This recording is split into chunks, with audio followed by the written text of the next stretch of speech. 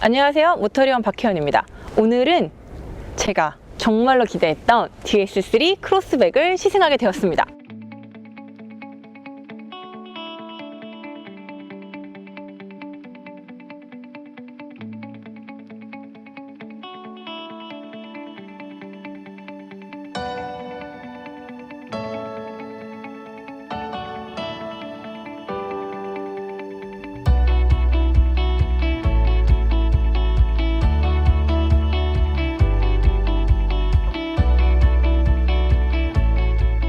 전에 제가 한번 신차 발표 현장에서 이 차에 대해서 너무 신나서 떠들어서 아무래도 내외관에 대해서는 충분히 한번 설명을 드린 것 같아서 오늘은 좀 짧게 하고 넘어가도록 하겠습니다. 예쁘죠? 너무 예쁘지 않나요? 저 사실 이 차를 가지고 다니면서 진짜 많은 질문을 들었어요. 특히 오늘 또 하필이면 컬러가 요게 이렇게 해가 딱 받으면 반짝반짝반짝반짝하는 펄하고 함께 컬러가 정말 예쁩니다. 그래서인지 모르겠지만 저 진짜 어제부터 오늘까지 3분? 4분 정도 되는 여자분들이 이 차 뭐예요? 색깔 왜 이렇게 예뻐요? 이 색은 뭐예요? 어디서 나와요? 이걸 정말 많이 물어보셨어요.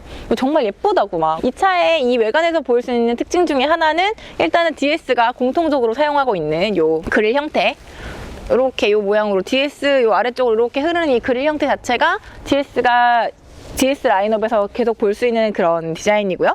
그리고 이런 부분에서도 삼각형으로 다 이렇게 삼각 형태의 디자인들이 들어가 있습니다, 입체적으로. 그리고 마찬가지로 전에도 설명을 드렸지만 그릴에도 기본적으로 요 마른 목걸의 그릴 형태는 똑같지만 요 위에 장식으로 들어간 요 세모 형태가 다 크기가 달라지면서 약간 입체적이면서도 좀 화려한 디자인을 표현하고 있고요. 그리고 지금 보닛에서도 이렇게 주름을 이렇게 잡아줬죠? 이러면서 약간 통통하면서 약간 귀여운 느낌이 드는 그런 디자인입니다. 사실 이게 이 뒤에보다 약간 앞이 더 큰 느낌이 들어요. 그래서 여기만 약간 좀 이렇게 머리가 약간 큰 느낌이라고 해야 되나? 그런 느낌이 살짝 있기는 합니다. 디자인이 약간 화려하면서도, 그러니까 특이하고 개성이 있지만 화려하면서도 그리고 고급스럽죠. 이런 디테일들이나 여기 이런 램프 안에 있는 이런 디테일들. 그래서 이런 화려한 인상, 그러니까 고급차 같은 인상에 걸맞게 작은 차지만 이 V급에 들어가는 각종 안전 편의사양이 다 적용되어 있습니다. 그리고 놀라운 건 약간 좀 사치스러운 옵션일 수도 있어요. 보시면 도어가 마치 테슬라처럼 이렇게 없죠? 안 보이죠? 그런데 뭐 두 가지 방법이 있어요. 손으로 눌러도 이렇게 살짝 나오고요. 그리고 제가 지금 차키를 가지고 있어가지고 자동으로 이제 탁 올라왔거든요. 멀리서 이렇게 누르기만 해도 잠그면 다시 들어가고, 멀리서 이렇게 열림만 눌러도 도어가 이렇게 싹 올라옵니다. 꼭 필요하지 않은데 사실 그냥 멋부린 거잖아요. 근데 이런 것들이 들어가 있습니다. 이런 거 자체가 작은 차지만 고급차다라는 걸 알 수 있는 부분이라고 저는 생각을 합니다. 저 위쪽에 있는 카메라의 도움을 받아서 이 헤드램프가 그냥 예쁘기만 한 게 아닙니다. 매트릭스 LED 헤드램프입니다. 고급차에 있는 기술이거든요. 근데 얘 DS3입니다. 사실 숫자만 봐도 숫자가 작죠? 다른 차에 비해서. 그러니까 얘는 소형차고 그 라인업에서 엔트리급인데도 불구하고 여기에 매트릭스 헤드램프가 들어가 있다는 거죠. 그래서 심지어 LED가 무려 15개의 독립적인 LED와 3개의 또 LED가 들어가 있어요. 그 LED들이 각자 작용을 하면서 상향등을 비롯해서 헤드램프까지 다 빛을 조절을 해줍니다. 그리고 당연히 어댑티브 하이빔 다 들어가 있습니다. 그래서 이 헤드램프 자체도 소형차임에도 불구하고 엄청난 고급 기술이 들어가 있다는 거, 이게 바로 이 차가 고급차라는 또 다른 증거이겠죠. 지금 이 차의 크기는 제가 잠깐 말씀드렸지만 기아의 스토닉과 비슷한 사이즈입니다. 그런데 타이어가 휠 사이즈가 무려 18인치거든요. 타이어는 무려 미쉐린 프라이머시 4입니다. 사이즈는 2로 5R 18인치거든요. 편평비 55, 폭은 215, 심지어 18인치. 이 차 크기를 생각했을 때 굉장히 큰 휠과 좋은 타이어가 들어가 있는 셈이죠. 물론 이게 지금 겨울이어가지고 뭐 제 성능을 발휘하지 않을 수는 있겠지만, 네, 뭐 저는 충분히 즐겁게 탈 수 있다고 생각을 합니다. 그리고 지금 보시면 이 옆에 오페라라고 이게 붙어 있는데, 이 오페라 같은 경우에는 이 실내 트림명이거든요. 그리고 얘네들은 그 실내를 설명할 때 인스퍼레이션이라는 단어를 쓰는데, 오페라 인스퍼레이션, 그다음에 리볼리 인스퍼레이션 이런 식으로 설명을 하거든요. 근데 얘는 여기 보시면 오페라 인스퍼레이션입니다. 그리고 이 옆모습에서 말씀을 꼭 드릴 수밖에 없는 거 중에 하나가 바로 이 샤크핀 모양의 이 비필러인데요. 이게 호불호가 많이 갈려요. 이거 같은 경우에는 샤크핀 모양의 비필러가 사실 보시면 예쁘고 눈에는 띄어요. 눈에는 띄는데 이 창문이 여기까지밖에 안 열리겠죠. 그래서 요 뒷좌석의 시야를 좀 제한하는 그런 경향이 있어서 여기에 대한 호불호는 많이 갈리는데 역시 눈에 띄는 디자인은 맞고요. 이게 그냥 생뚱맞게 웬 갑자기 샤크핀? 이라고 생각하실 수도 있는데 이거 같은 경우에는 사실 DS3에 먼저 적용이 된 디자인이죠. 얘는 DS3 크로스백이지만 그 DS3에 적용된 디자인을 약간 계승한 느낌과 사실은 근데 왜 어쨌든 그럼 DS3에는 왜 샤크핀이 들어갔지? 라고 생각하실 수도 있잖아요. 근데 거기는 왜 들어갔냐면 이것도 사실은 그냥 좀 뭐 끼워 맞춘 걸 수도 있겠지만 1955년도에 트랙션 아방 그 후속으로 만들었던 DS19 19? 제가 영어를 잘 못해서 어쨌든 DS19 모델이 있는데 그거 같은 경우에는 그때 당시에 약간 좀 그전 트랙션 화방 같은 경우에는 그 앞에 그릴? 앞면 빼고는 약간 디자인이 좀 밋밋하다는 평가가 있었는데 그거를 좀 뭐라 그럴까 이미지를 바꾸고자 그래서 그때 그 DS19 같은 경우에는 디자인이 약간 좀 파격적이라고도 하고 뭐 거의 뭐 여신과 같다 막 이런 식으로 그 평가가 있을 정도였대요. 그게 어떤 디자인이었냐면 옆에서 보시면 그때 이제 그 디자인 자체가 약간 상호에서 모티브를 따왔는데 옆모습에 이 C필러 쪽에 요 만약에 흰 차면 이 위아래는 다 하얀데 여기 요런 모양으로 이렇게 샤크핀 모양의 그런 이렇게 C필러 뒤쪽에 이렇게 까맣게 되어 있었거든요. 그래서 그때 당시에 뭔가 약간 상어에서 모티브를 따온 디자인이다 이런 말이 있었대요. 근데 그 후로 계속 계승이 되었던 건 아니고 이제 그 후에 뭐 DS3에서 한번 사용이 됐고 그게 이제 09년도에 나왔나? 그랬는데 그리고 나서 이제 11년도에 WRC에 참가하는 그 DS 차량이 그때도 이제 그 샤크핀 포인트를 그대로 살려서 차를 했고 그 후에도 이제 계속 이런 샤크핀 포인트 디자인이 DS3에 들어갔다가 지금 DS3 크로스백까지 연결이 돼서 온 거죠. 좀 갖다 붙인 것 같나요? 요 B필러 디자인이 뭐 갑자기 뭐 멋내려고 나왔다기보다 어느 정도 역사가 있는 그걸 계승한 디자인이라고 저는 생각을 하고 있고요. 그리고 나머지 디자인들은 제가 저번에 신차 발표회 때 설명을 많이 해드렸고요. 뒷모습을 보시면 물론 뭐 이것도 전에 말씀을 다 드리긴 했지만 이게 전반적으로 약간 캐빈 쪽이 좀 작고 요 아래쪽이 통통하죠. 근데 이게 여기서부터 여기까지 그렇게 짧은 편은 아닌데 여기서 한번 크롬으로 연결된 크롬으로 쭉 이렇게 한 번에 쭉 연결을 해서 나눠주죠. 그래서 이 부분이 마치 이 윗부분인 것 같고 아랫부분만 이렇게 약간 넓은 느낌을 주게끔 이렇게 나눠놨죠. 약간 넓이에 비해서 조금 더 넓으면서도 납작한 느낌이 들게끔 이 크롬이 가로지르면서 역할을 해주고 있고 트렁크 여는 데가 보통은 여기쯤 있잖아요. 아니면 뭐 이 주변에 있어야 되는데 알고 보니까 문은 이 밑에서 한 단 더 아래 이쪽에서 이렇게 눌러서 엽니다. 그리고 이렇게 네 이렇게 여시면 생각보다 여기가 뭐 당연히 해치백이니까 그 트렁크 뭐 세단처럼 그렇게 길고 넓진 않지만 꽤 안으로 살짝 좀 깊은 편인 것 같습니다. 제 팔 길이보단 조금 기네요. 안으로 좀 깊은 편이고 이 안쪽에 이거 리페어 키트거든요. 타이어 그 공기압 맞추는 그 기계가 있어요. 근데 이거 잘 모르시는 분들이 있는데 이거 넣고 이 안에 넣어서 타이어 구멍 메꾸는 역할도 하지만 그냥 평소에 쓰시면 이걸로 공기압 맞추실 수 있습니다. 이 안에를 들어보면 왜 근데 사실 좀 이상했거든요. 왜 리페어 키트가 보통은 이 안에 들어있거든요? 근데 얘가 왜 밖에 있지? 이러면서 이 안을 보니까 포칼이라고 돼 있고 저기가 지금 스피커, 우퍼 스피커가 들어가 있거든요. 이게 뭐냐면 그 프랑스에 포칼이라는 음향 회사가 있어요. 프랑스의 명품 회사라고 합니다. 명품 음향 회사인데 그 회사가 이 DS를 위해서 음향 시스템을 개발을 했대요. 그래서 그 음향 시스템이 들어가 있고 이 앞에도 보시면 스피커들이 포칼 해가지고 되게 많이 들어가 있거든요. 특히 센터에 있는 그 포칼 스피커 그 구멍은 굉장히 예쁘게 디자인 되어 있는데 그 부분하고 같이 여기 이제 우퍼랑 근데 이게 지금 보니까 저 시트랑 요 밑에 있는 건 단차가 있죠. 그래서 뭐 사람이 눕거나 이러기엔 좀 무리가 있을 것 같고 적재 공간을 조금 더 넓게 쓸 때 유리할 수 있을 것 같습니다.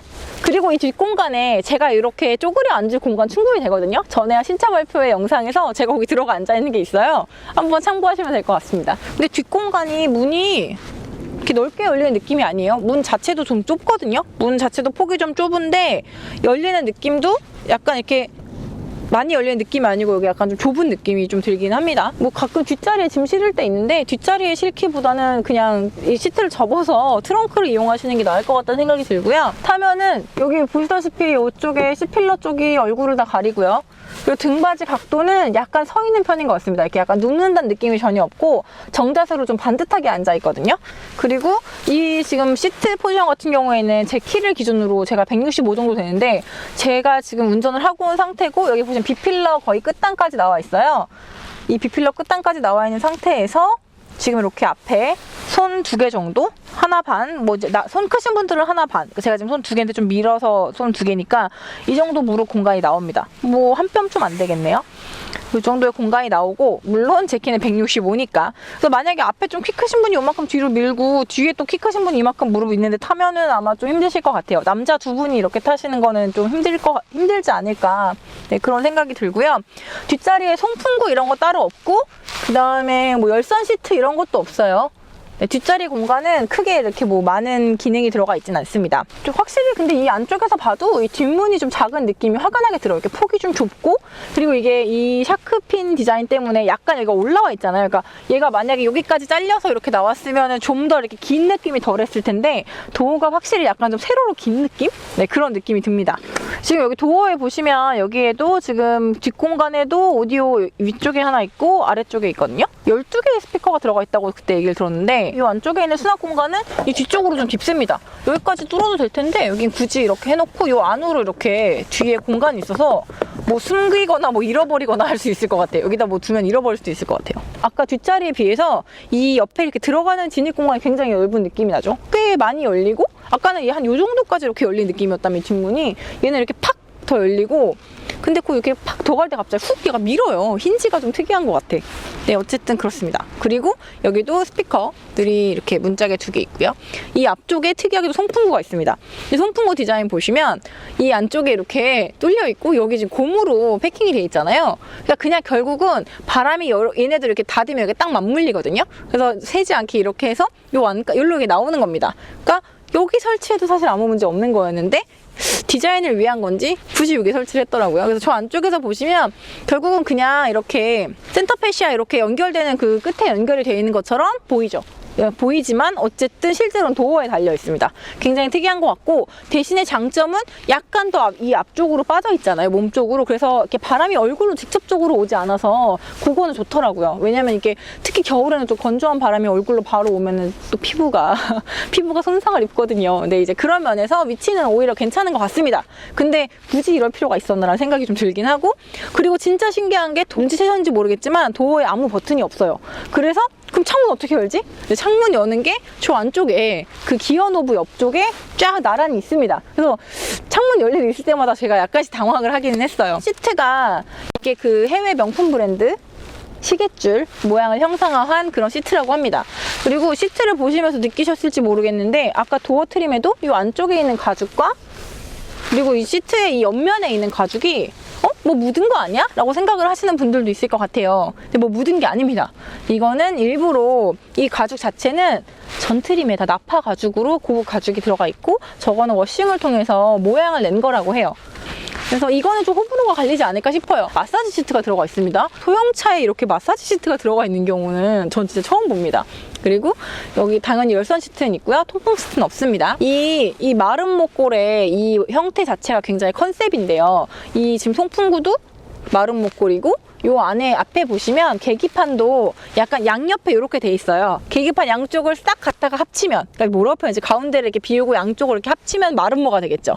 여기서도 약간 마름모 컨셉을 살렸고, 저 가운데 센터페시아 같은 경우에도 다 마름모 형태의 디자인으로 되어 있습니다. 송풍구를 비롯해서 버튼들도 다 마름모고요. 제가 아까 왜 그 포칼에서 설계한 음향 시스템이라는 말씀을 드렸는데, 그 음향 시스템이 이제 저 가운데 스피커도 마름모꼴로 이렇게 되어 있습니다. 약간 다이아몬드를 형상화한 건지 어쨌든 마름모를 곳곳에 많이 쓰였고요. 그리고 저 안쪽에 보시면 그 양옆에 그 무광 크롬이 약간 이렇게 마름모꼴이면서도 약간 좀 볼록볼록 하면서 삼각형으로 이렇게 나뉘어져가지고 또 이렇게 장식이 되어 있거든요. 이게 클로드 파리 기호쉐 장식을 가지고 온 거라고 합니다. 그래서 뭐 이쪽은 명품 시계줄, 저쪽은 클로드 파리 뭐 기호쉐 장식 뭐 이런 식으로 뭔가 이제 프랑스 각종 명품들에서 많이 디자인을 채용을 해서 이제 그걸 이 안에 심어놨고요. 이제 그런 부분에서도 확실히 좀 고급감이 많이 느껴지는, 좀 이렇게 올드하고 중후한 느낌의 고급감이라기보다 좀 진짜 젊은 여성들이 많이 좋아할 만한 그런 반짝반짝이는 고급스러움, 약간 그런 느낌인 것 같습니다. 그리고 아쉬운 부분은 저 디스플레이가 7인치밖에 되지 않아서 그거는 좀 매우 아쉬운 부분인데, 터치감은 좋습니다. 시트 착장감은 지금 제 패딩에 쿠션감이 더해진 걸 수도 있겠지만 어쨌든 이 형태가 저는 사실 이 형태 때문에 약간 불편하지 않을까 했는데 그런 거 전혀 없고 푹신한 약간 아주 푹신한 건 아닌데 이게 살짝 좀 라텍스 느낌의 약간 탄탄하면서도 폭신한 그런 시트고요. 네, 그리고 확실히 가죽 질감이 굉장히 좋습니다. 이 지금 스티어링 휠은 요 아래가 살짝 이렇게 된 디커 스티어링 휠의 느낌이고 이 반경이 소형차 사이즈에 맞는 그런 스티어링 휠 사이즈고요. 아주 크지는 않습니다. 이쪽에도 이렇게 버튼에도 보시면 마른 목걸이 장식이 이렇게 들어가 있고요. 특이하게도 그 아까 창문 여는 버튼이 센터 터널 쪽에 있는데 진짜 특이하게도 그 사이드미러 접는 것도 이쪽에 있습니다. 그러니까 도어 쪽에는 아무 버튼도 안 해둔 거죠. 문짝이 날아가도 운전에 지장이 없게끔 그렇게 하는 건가? 갑자기 프랑스 모 영화가 생각이 나면서. 이 차에는 푸조 시트로엔 그룹의 1.5L 블루 HDI 엔진이 들어가 있습니다. 131마력을 내고요. 최대 출력이, 그리고 최대 토크는 31kgm입니다. 이 정도면 131 정도면은 소형차에서는 꽤 여유로운 그런 출력이죠. 여유로운 출력이고, 지금 이게 디젤 엔진이다 보니까 아무래도 소음은 좀 있어요. 근데 제가 보니까 물론 이제 뭐 그냥 제 생각일 수 있지만 유럽 차들이 약간 디젤 엔진의 소음에 좀 관대한 편인 것 같습니다. 우리나라 요즘 차들 워낙 조용하게 잘 나와가지고 그런 차들에 비하면 약간 소음 진동은 있는 편이고요. 그리고 오토 스타트 앤 스톱이 들어가 있는데 지금 느끼시다시피 정차를 하면은 바로 이제 시동이 꺼지고, 네, 이 부분에 이제 시동이 켜지면서 다시 이렇게 출발할 때 약간 진동이 좀 있는 편입니다. 지금도 약간 이렇게 이렇게 좀 가속을 했다가 살짝 멈췄을 때 자동으로 감속이 되는 거잖아요. 엑셀러레이터에서 페달을 떼면은 그럼 살짝 고개가 숙여지거든요. 그래서 뭐 제가 굉장히 재밌었던 거는 어제 좀 코너를 좀 빠른 속도로 돌아봤어요. 근데 롤은 크게 안 느껴졌거든요. 그래서 롤링이 별로 많지 않다고 느꼈어요. 왜냐면 보통은 다른 차들은 이렇게, 그러니까 제가 차가 이렇게 넘어가면 몸이 약간 이렇게 기울어지거든요. 각도가 이렇게 되는 거죠. 이렇게. 근데 얘는 이렇게 그냥 옆으로 밀리는 느낌이 들었거든요. 그러니까 이렇게 돌듯이 그러니까 롤링 방향으로 이렇게 몸이 움직이는 게 아니라 이 차는 코너를 빠른 속도로 돌아 나갈 때 몸이 그냥 옆으로만 밀리는 느낌이 굉장히 났어요. 그래서 이게 롤이 적고 코너를 되게 쫀득하게 돈다는 느낌이 들더라고요. 그래서 지금도 보시면 이렇게 가속을 하다가 콕 떼는 것만으로도 살짝 노즈다운 되거든요. 그러니까 얘가 되게 신기한 게 롤링은 별로 없는 편인데 피칭이 좀 있습니다. 그래서 그리고 이렇게 서스펜션이 약간 울퉁불퉁한 길을 지날 때 약간 바운싱보다도 오히려 약간 피칭 현상이 가까운 움직임이 보여요. 피칭 현상이 뭐 롤이나 바운싱에 비해서 피칭 현상이 좀 있는 것처럼 느껴집니다. 그래서 진짜 이렇게 발만 떼도 살짝 엑셀러레이터에서 가속을 하다가 감속을 한 것도 아니고 그냥 발만 살짝 뗐는데 근데 약간 살짝 다운되는 그 느낌이 좀 있고요. 차 색깔 너무 예쁘시네요. 감사합니다. 차도 이쁘고. 감사합니다. 조금 전에 들으셨나요? 차 색깔 너무 예쁘고 차도 예쁘다고? 사실 제가 오늘 이 얘기를 2번 들었어요. 그것도 불과 한 지금 30분 사이에 2번 들은 거거든요. 톨게이트에서도 한 번 들었고 지금처럼. 그리고 식당에 가서 차를 문 앞에 세워놨는데 그 식당 아주머니가 차 뭐냐고 색 너무 예쁘다고 쫓아나와가지고 물어보시더라고요. 제가 이거 프랑스 차라고. 그랬더니 그러냐고 되게 비싸겠네요 또 이러시더라고요. 제가 아니요 굉장히 비싸진 않고 근데 사실 차 크기에 비해서 좀 비싸요 이러면서 가격을 한 4천만 원 정도라고 말씀을 드렸더니 생각보단 싸다고 그렇게 말씀을 하시더라고요. 아무래도 프랑스 차는 좀 고급차고 이런 느낌이 일반적으로 있으시긴 한가 봐요. 근데 저는 이제 좀 차를 아시는 분들은 프랑스 차가 보통은 좀 약간 저배기량에, 왜냐면 이제 그 나라 법규 때문에 이제 특징이 있죠. 아무래도 유럽은 이렇게 공해차 이런 거에 굉장히 예민하기 때문에 법규적으로 좀 이렇게 세금을 제가 알기로는 이산화탄소 배출량 기준으로 아마 매길 거예요. 그래가지고 아마 이제 유럽 자체는 좀 작은 차에 그다음에 저출력 차량이 좀 많은 편인데, 저출력이라기보다 저배기량 차량이라고 하는 게 맞겠죠. 저배기량 차량이 많은 편이고 보통은 이제 저배기량에다가 터보를 달아서 이제 그렇게 많이 하잖아요.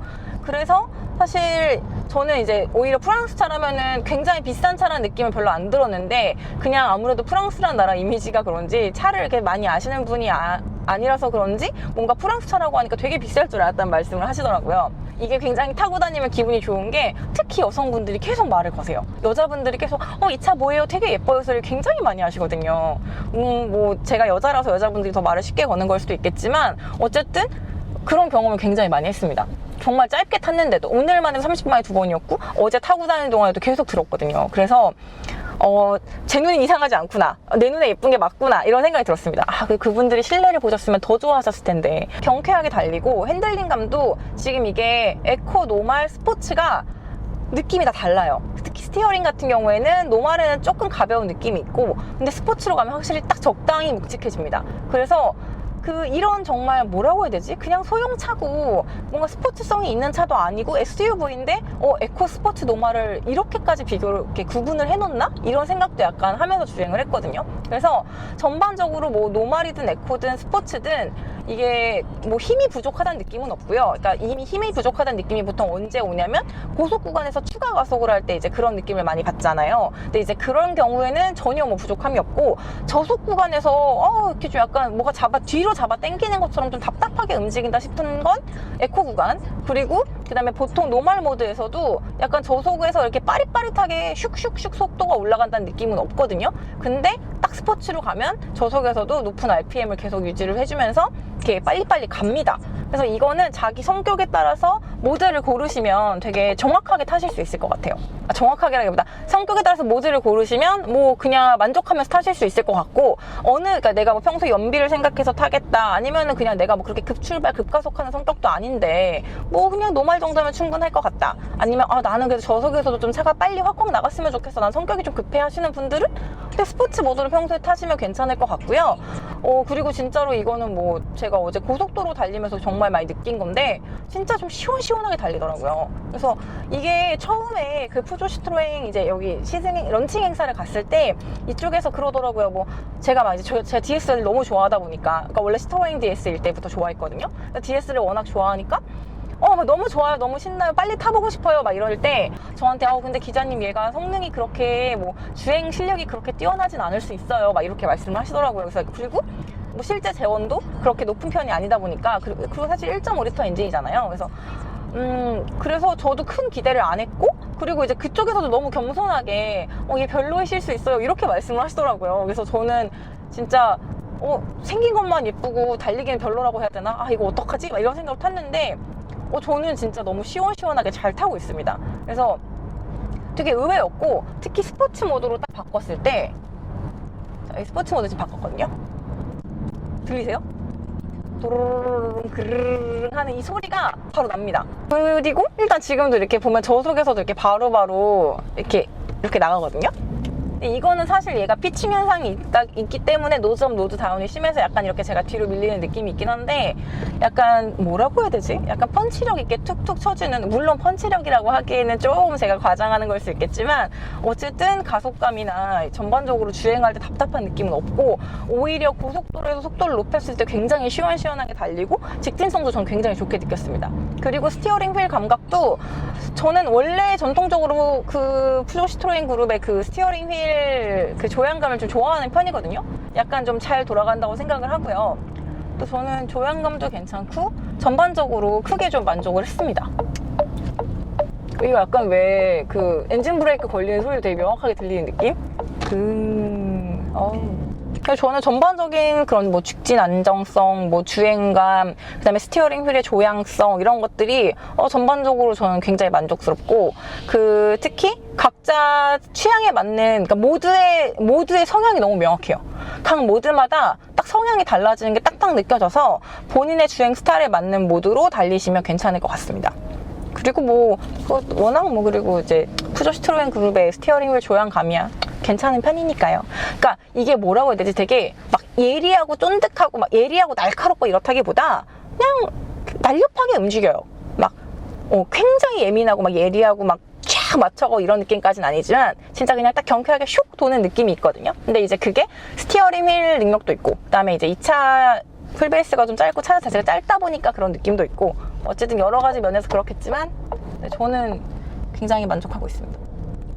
그리고 이런 달리기 성능을 뒷받침해주는 게 아무래도 서스펜션이겠죠. 근데 진짜 지금도 느껴지는 게 약간 이렇게 피칭 현상이 좀 있는데, 그 피칭 현상이 있는데 어쨌든 전반적으로 그 노면의 상태를 페달과 스티어링 휠을 통해서 전달을 잘 해주는 편이고, 그럼에도 불구하고 그 노면에 있는 그런 요철이나 아니면은 그 노면 상태를 약간 이렇게 뭉근하게 전달을 해줘요. 근데 전달은 다 해줍니다. 전달은 다 해줘요. 이거를 뭐 흡수해주고 얘가 뭐 그런 걸 운전자가 못 느끼게 해주고 이런 건 아니고 퉁퉁퉁 튀기면서 한 번씩 그냥 한 번 감싸면서 그냥 그 느낌을 다 전달해준다고 생각하시면 될 것 같아요. 그래서 이게 뭐 단단하고 탄탄하면서 막 뭔가 그 독일차 약간 스포츠성 있는 차나 아니면 이 차의 경쟁 모델, 이 차가 원하는 경쟁 모델인 것 같기도 한데 이 차의 경쟁 모델인 뭔가 미니의 그런 이렇게 통통 튀는 탄탄하면서도 통통 튀는 그런 느낌은 아니고요. 그거보다는 약간 편안합니다. 약간 그거보단 편안한데 또 그렇다고 완전 모든 요철을 다 흡수해주는 세단 같은 그런 느낌은 아니에요. 그래서 그리고 오히려 이제 좀 큰 충격이 들어올 때 있잖아요. 큰 충격이 들어올 때 한번 삽 하고 이렇게 이거를 이렇게 뭉근하게 싸줬다기보다 이렇게 삽 하고 이렇게 한번 했다가 다시 하는 느낌은 있거든요. 그래서 스트로크 구간은 좀 긴 것 같고요. 그리고 이게 피칭이 이렇게 있는 거나 이렇게 코너 들어갈 때 이렇게 하는 거 봐서는 이 머리가 약간 좀 움직이는 게 있는데 롤보다는 이렇게 피칭이 확실히 있거든요. 근데 그런 부분에서는 스트로크 좀 긴 것 같고 스트로크 길고 이제 그걸 잘 흡수해주는 것 같은데 그 자체가 아주 말랑말랑하고 낭창낭창하게 세팅된 것 같진 않아요. 그렇진 않지만 어느 정도 이렇게 충격이 다 들어올 만큼 이렇게 그러니까 이거 단단하게 딱딱하게 들어오지 않아가지고 딱딱하게 들어오는 건 아닌데 이렇게 움직이는 구간이 가볍다고 해야 되나요? 가벼워서 그 충격을 이렇게 충격에 얘가 다 반응을 하는 거예요. 그래서 가볍게 반응을 하면서 전달은 다 해주는데 전달은 해주지만 그게 뭔가 충격으로 쿵쿵쿵쿵 전달이 아니라 요걸 가볍게 요거에 이렇게 움직여서 전달해주는 느낌? 그러면서도 일단은 탕탕 이게 뭔가 이렇게 낭창해서 하는 게 아니라 쏙 들어왔다 댐버가 잘 잡아서 이렇게 잘 내려놓고 그래서 이제 그것들이 그러니까 스프링을 흡수하고 이렇게 내려놓고 다시 튕기는 걸 댐버가 딱 잘 잡아줘서 뭔가 약간 가벼운 느낌이긴 하지만 어쨌든 뭔가 이렇게 물렁물렁한 건 아니다. 그러니까 물렁물렁하고 낭창낭창하다기보다는 좀 약간 가볍게 이렇게 충격이 가볍게 전달을 해주는 그런 느낌이거든요. 그래서 이런 느낌이 주행을 할 때 약간 약간 날렵한, 날렵하다기보다는 기민하고 예리하고 이런 게 아니라 약간 날렵한? 경쾌한? 그러니까 경쾌한 그 스티어링 휠 조향 느낌과 잘 맞물려서 가볍고 경쾌한 느낌으로 정말 잘 달리는 것 같아요. 그래서 이거를 제가 이 차가 딱히 산길을 달리거나 이렇게 와인딩을 할 만한 차가 아니라고 생각을 해서 사실은 도심으로 왔는데 왜냐면 이게 또 이 차가 너무 예쁘다 보니까 도심 속에서 이렇게 사람들의 눈을 좀 받고 싶어가지고 도심으로 왔는데 이거 산길을 좀 달려볼 걸 그랬다는 생각이 약간 아쉽게 듭니다. 생각보다 와인딩 성능도 좋을 것 같아요. 그래서 왜냐면 제가 고속으로 그 램프를 몇 번 돌아봤거든요. 고속으로 램프를 돌릴 때 느낌이 꽤 괜찮았어요. 진짜 되게 잘 버텼어요. 스티어링 휠과 페달로 그 덜덜덜 하는 느낌이 전달이 되는데 그렇다고 제 몸을 이렇게 날카롭게 치지 않고 그리고 뭔가 이렇게 지금 어린이 보호 구간이어가지고 좀 큰데 앞쪽은 일단 한번 싹 흡수를 하고 뒤쪽은 충격이 통하고 약간 더 있는 것 같아요. 이게 소리나 아니면 뒷차의 이렇게 움직임을 보면 뒤쪽에 충격은 좀 더 있겠지만 앞쪽 같은 경우는 기본적으로 한번 흡수하고 내려놓을 때도 탕하고 치지는 않습니다. 노면의 상태 전달은 다 해주지만 그게 운전자가 스트레스를 받을 만큼은 아니고 그리고 큰 충격 저렇게 큰 그런 방지턱이 있을 때도 어느 정도 한 번씩 흡수를 해줍니다. 그래서 굉장히 좀 전 편안하게 달리고 있는 것 같고요. 일반적으로 타고 다니기엔 전 너무 편한 것 같아요. 지금 딱 이 느낌이에요. 이 느낌. 여기 이 돌길 지날 때 이렇게 진동이 이 발바닥과 이 손으로 어느 정도씩 다 오는데 몸으로도 약간 진동이 있지만 전달은 해주지만 그게 충격으로 오지 않는 거. 뭐 HDA까지는 아니지만 이 DS 그룹에 드라이빙 어시스트 기능이 들어가 있어요. 근데 드라이빙 어시스트 기능이 있는데 이게 생각보다 꽤 괜찮더라고요. 그래서 어제 좀 밤에 제가 좀 피곤해서 어젯밤에 이 드라이빙 어시스트 기능을 켜고 고속도로를 달렸는데 일단은 잘해요. 그 드라이빙 어시스트가 꽤 오래 작동하고 그 스티어링 휠을 잡지 않고도 어느 정도 작동을 하고 스티어링 휠을 이렇게 잡아주면 바로바로 다시 뭐 당연히 자세를 잡고요. 그리고 뭐 앞차랑 간격 조절도 여기에 있는 뭐 여기 옵션으로 들어가가지고 조절을 하는 게 아니고 단점은 그거예요. 여기 뒤에 숨어 있어요. 그래서 일단은 내가 지금 처음에 보고 막 이렇게 직관적으로 이렇게 하긴 힘들고 이 차가 어디에 크루즈 컨트롤이 어디에 있고 뭘 눌러야 되는구나 정도는 알고 시작을 하셔야 돼요. 운전 중에 이걸 갑자기 쓰는 건 무리인데 어차피 자기 차라면 계속 그렇게 쓰니까요. 그거는 뭐 괜찮은 것 같고요. 그리고 일단은 꽤 라인을 잘 따라가요. 잘 따라가고 그 다음에 작동도 잘하는 척을 하고 갈 때도 보면은 이제 그건 있어요. 라인이 이렇게 가면은 왜 코너가 쭉 각도가 같으니까 스티어링 휠을 한 번에 꺾고 이렇게 쭉 가는 것까지는 아직 아닌 것 같고 살짝 이렇게 갔다가 이렇게 가다가 그러니까 이게 꺾고 맞추고 맞추고 꺾고 맞추고 이렇게 가는데 그게 사람이 이렇게 간다라고 느껴질 만큼이 아니에요. 그러니까 차선 유지하면서 달려주는 거 드라이빙 어시스트는 굉장히 잘해주는 편입니다. 잘해주고, 그리고 제가 아직 그거는 실험을 못 해봤는데 완전히 정차했다가도 출발을 한다고 해요. 당연히 전자식 파킹 브레이크가 들어가 있으니까 그 기능도 있겠죠. 그래서 전반적으로 이 반자율 주행의 성능은 꽤 만족스러웠습니다. 그래서 저는 괜찮았어요. 그리고 제가 이 차에 뭔가 좀 주행 성능을 과소평가했나? 약간 아까 과소평가한 것 같다고 말씀드렸잖아요. 아쉽다고. 근데 그런 면에서 또 느껴지는 생각해보니까 얘가 패들 시프트가 있단 말이에요. 진짜 마인딩 갔었어야 되는데 라는 생각이 들더라고요. 얘가 패들 시프트도 있고, 그 아까 스포츠 모드에서 딱 그 엔진 브레이크 걸리는 느낌. 네, 그럴 때도 이거 사용을 하면 좋을 것 같아요.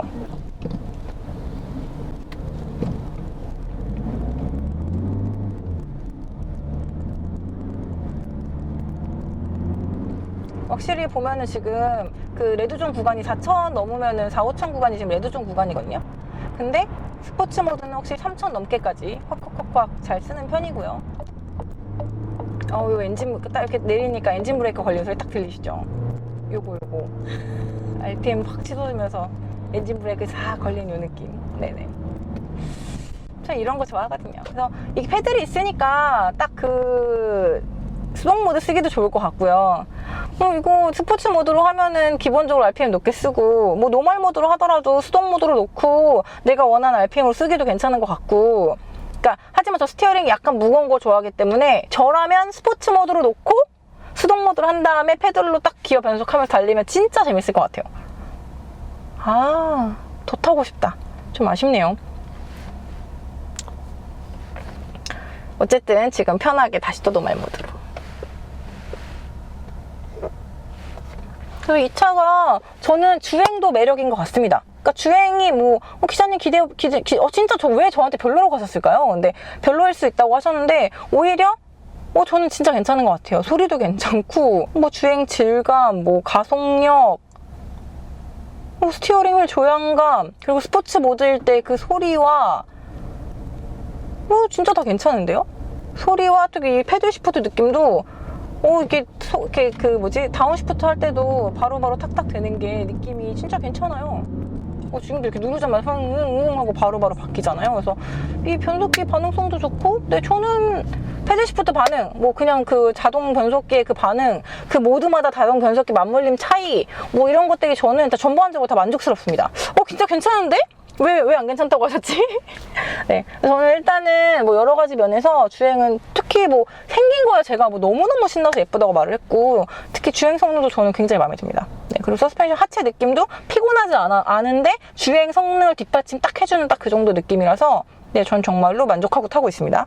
한번 타보세요. 타보는 거 괜찮을 것 같아요. 타보셔도 시승 가능하시면 꼭 시승해보셨으면 좋겠습니다. 여러 가지로 저는 주행감, 디자인, 희소성 등등에서 만족을 하고, 그리고 무엇보다 작은 차라서 좋습니다. 작은 차에 빠지지 않는 또 그런 작은 차로서 충분한 주행 성능, 그것도 괜찮은 것 같고요. 그래서 뭔가 좀 나는 작은 프리미엄 차를 타고 싶은데 우리나라에 사실 그런 선택지가 거의 없잖아요. 그런 분들이 한번 고려해 볼 만한 차인 것 같습니다. 이것으로 DS3 시승을 마치도록 하겠습니다. 감사합니다. 자동차와 삶을 사랑하는 사람들, 여러분들이 바로 모터리언입니다. 감사합니다.